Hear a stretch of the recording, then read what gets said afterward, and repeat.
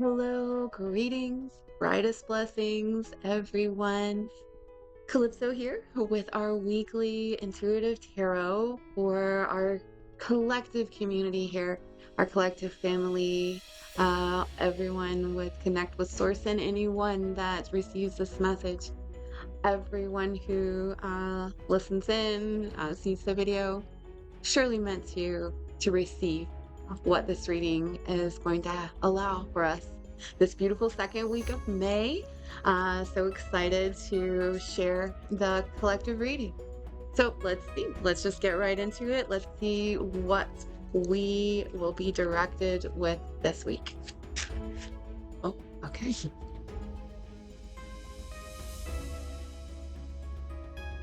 The Four of Swords, the Four of Wind. So the swords, wind, all mental and communicative. We're talking about our voice, our communication, the way we learn, the way we perceive, the way we talk, and the way we communicate in any form. So writing, texting, voice, and also our connections and how we connect with others and our knowledge. At the four, there is a plateau.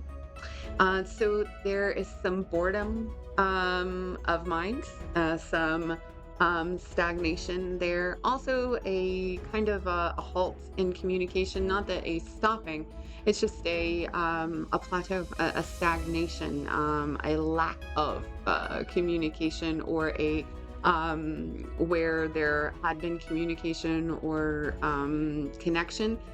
There is a pause. It's just a pause. Now, at the four, there's mastery. So there has been some positive or foundational outcomes with connections, with communications, with knowledge, and also with our truth. So there's been a foundation set forth that is great.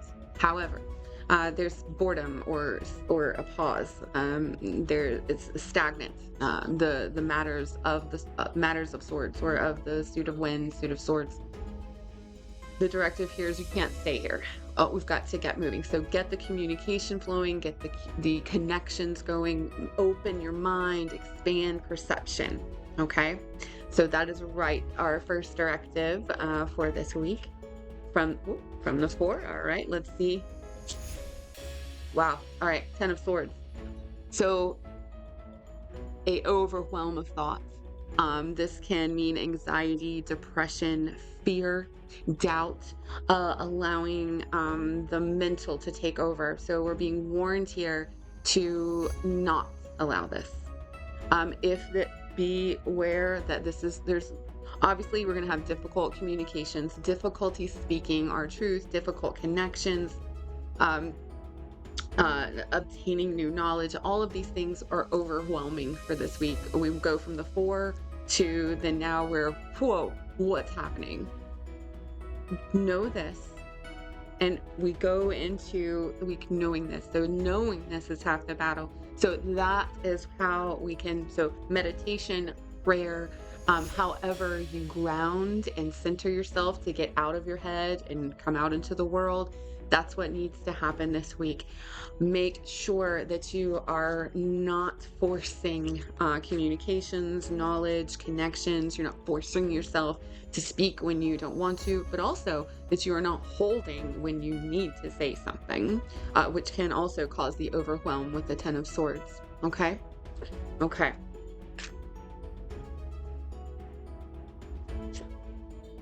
All right. The Page of Wands. The Page of Wands.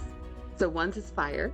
And the page brings forth a new perspective with fire. So with creative, spiritual pursuit, with the soul's drive, the soul's light, that fire within, sexual power, creative passion, passionate power, passionate pursuits, anything that lights us up. Well, the page is like a toddler-like energy that comes into play. So through knowing that the communications, all things mental with the swords, is going to be challenging this week, the page comes in with this fresh newness, this toddler-like, very childlike energy into the soul. So as the mind is learning to settle, going into that prayer, meditation, whatever grounds you and brings you into yourself, that is what is going to bring forth a new vision into the spirits, into the heart of your soul, into the passions, creativity, even maybe insights. But explore with a childlike vision and a childlike heart and spirit. As this opportunity comes, this will come through meditation, prayer, grounding, whatever that means to you. Maybe that's working out, any place where you get out of your head and into your soul. Okay, that's what we're looking for. Oh. The Seven of Pentacles. So we're really covering a lot of ground this week.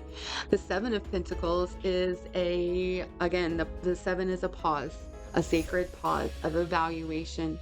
At the seven, you can see, I hope you can see this card. This is a female figure standing with a staff, or it could be like a hoe or something like that, like a gardening tool, where there's 7 pentacles of the fruit that has come from her hard work. And it's time to pause and evaluate. So the pentacles is about earth. It's about the here and now. Your job, the way you receive resources, your home, body, the way you spend your time, everything we can see and touch. At the 7, there has been hard work put in. There has been devotion and dedication. There's been a mini harvest. And now the fruits will keep coming. However, there's going to be a need to determine, where do I put my energies and where do I use my resources? Where do I put my physical energy? Where do I put my physical attention? Where do I put my physical resources to reinvest my time, my money, the way that I spend my physical energy, my home? So with this all of this mental at the beginning, and all this communication, and all this up here, we then get a taste of new and toddler-like, childlike vision for our spirit. And it's time to take stock and consideration of the hard work that we have done in our physical world, with our resources, our time, our bodies, our health, our home, and to consider, where am I going to place that energy now? Let's see. Okay. And we finish up with the Knight of Wands.